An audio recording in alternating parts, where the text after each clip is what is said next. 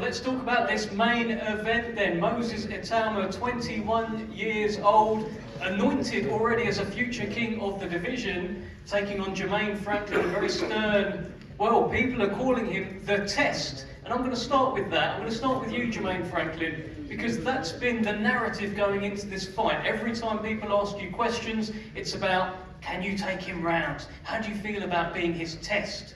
How's that made you feel going into Saturday night? I mean, I feel disrespected by it, but you know, it's part of the game. I'm used to the politics, I'm used to the tricks, everybody does, so, you know, I'm just ready to fight. Moses, I mean, for such a long time now, you've just been scheduled to fight Jermaine Franklin.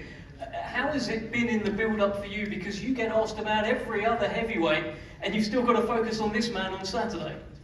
To be honest, I've been turning the questions down when they keep asking me about other heavyweights because I have a serious opponent in Jermaine Franklin. We've asked for this fight, what's it like, a year and a half or something like that, so now we got it. I feel like this is like the kind of final piece to the puzzle. There's questions that my team want to know about me, there's questions that I want to know about myself, and I'm sure that there's a lot of questions that the fan wants to know about me as well, so I feel like Jermaine Franklin is the final piece of the puzzle, so when I get asked about other fights, that's not going to happen if I don't get through Jermaine Franklin.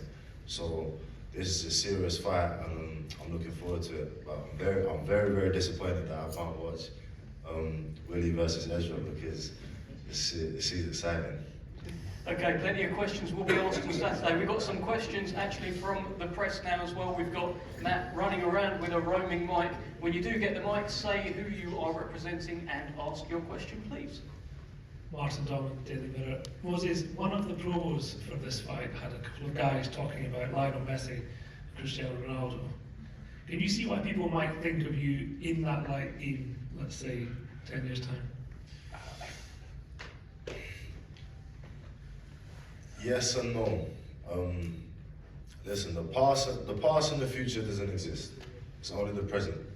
And as of right now in the present, it looks like I'm doing my thing. So when them comparisons are being made, it puts a lot of pressures on my shoulder, but I guess it's necessary. I'm pretty sure when Messi and Ronaldo were going through their little stages in their career, they felt the same way. So I have to kind of push it to one side and do my thing. Are you Team Messi or Team Ronaldo? Ronaldo. As you're asking from As You Talk Sports, Moses, you have a lot of expectations on you. You know, even in this fight, people are talking about, you know, you need to get him out in the first half of the fight. Do you like the fact that, you know, everyone rates you so highly, everyone expects so much from you? Would you rather just people just kind of let you do your thing? I'd rather be the underdog of a fight. I'd rather be the underdog, but it's I asked for it. Obviously, I can't put the performances on that I have and not expect people to have such high expectations of me. So I've asked for it. Would I like to live in a different world? Probably, but it's necessary. It's necessary pressure. And secondly, you said against Dillian White, you looked in his eyes and you wanted to see if he was a wolf or a sheep. I'm not sure if you had the chance to look in Jermaine Franklin's eyes, but what have you seen? Do you know what? I'm gonna be completely honest. I see more in Jermaine Franklin's eyes than I've seen in a lot of from my previous opponents. So I know he's ready, and I'm gonna be there. Hi Moses, you just said that you were... question is just for me. You said you specifically you requested, Jermaine, why? Like I said, Jermaine Franklin, all the attributes that he possesses, there's still question marks for myself. Like, people are wondering if I got a chin, or people are wondering if I can go the distance. Jermaine Franklin, that's what he's known for. He's known for taking people the distance, giving them tough fights. So like I said, I feel like this is the final piece of the puzzle. I've not overlooked him. I know a lot of people are expecting me to do X, Y, Z, but I don't pay no attention to that. It doesn't do me any favors. Like I said, this is a serious fight with Jermaine Franklin, and I can't wait. Yeah, he's got, as Frank pointed out to me, he's got 15 KOs in his record, and not only that, he's 32 years old. This isn't a washed up, has been, like 32, he's coming to the peak, or is just in his peak right now, so I feel like I said, this is a perfect fight for myself.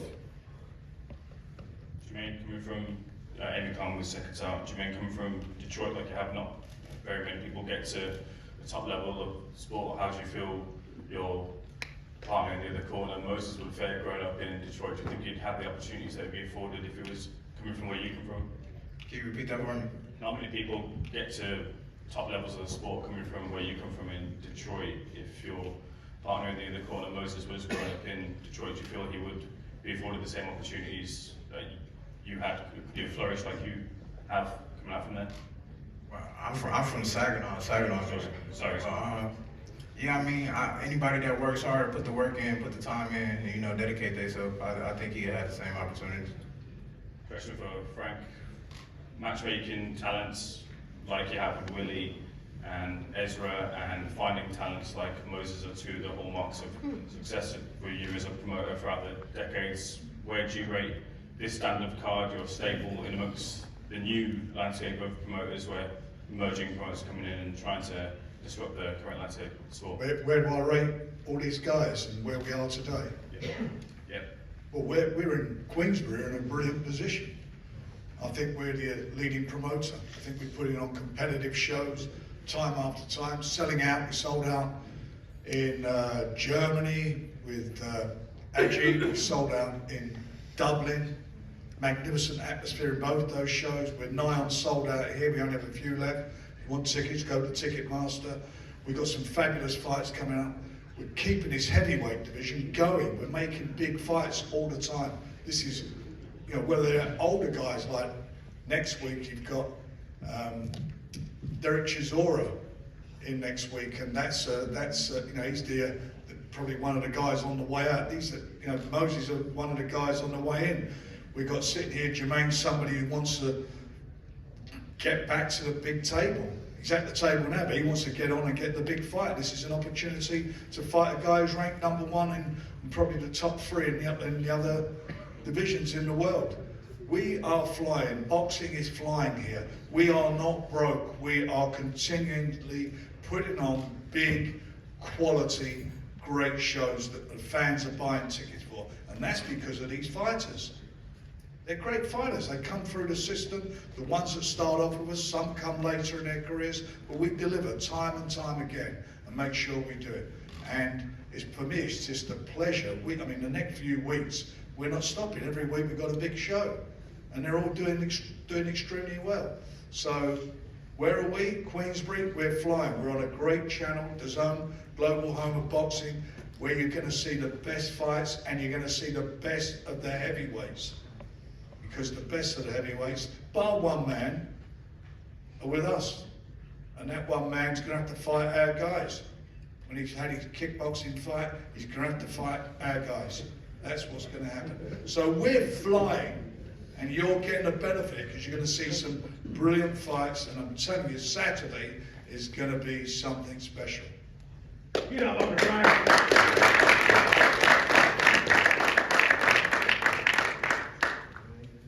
Question for Jermaine Franklin. Great fight this week, live on DAZN, by the way. Jermaine, what do you think about people saying that Moses is taking this fight to see if he can stop you? Because you haven't been stopped, and that's the reason why this fight's happening. I mean, people gonna feel how they feel. You know, people can have their own opinions or whatever, but you know, I know what I come to do. I know what I can do, so I'm not too much worried about how people feel or their opinions. Where does Moses rank in the opponents before you fought him? That you've already fought Joshua, Dylan White, etc. I mean, he's ranked up there. He's ranked top in the division, so you know, he's a top ranked opponent. No more questions. That was, of course, Coogan Cassis from IFL TV, who didn't say his name, but we all know your voice, Coogan. We all know your voice. So, final one to both of you guys. Oh, you still got one more? Go on, jump in. You know, is this on? You know Ezra Taylor and Willie Hutchinson? Can we just address why this fight happened as well? IFL TV. Thank you. You didn't credit us, I've got credit myself. And Joe Pugh as You're well. not getting paid. I don't know why you keep mentioning it. Hi, Uncle Frank, I'm sending you an invoice in the morning. Lee told me he made the fight. We did make the fight, did we not? Lee? Who, Egan? No. We made this fight, everyone knows we made this fight. We appreciate what you do for us. We made the Who's fight. going to disagree with me? made the It's fight. Egan. Shut up, Lee. We made this fight. Joe Pugh actually made this fight, to be honest. Shut up. Thank you. Thank you very much, Coogan. Thank you, Joe Pugh. Saw you acting as security that night as well. It was fantastic work. Final word to Moses Itauma and Jermaine Franklin. Moses, what's going to happen in there on Saturday night?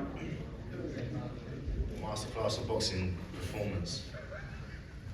And Jermaine, yourself, what's going to happen in there on Saturday? A war. I'm prepared for anything. He said war. War, that's what he said. Okay, ladies and gentlemen, that concludes our press conference.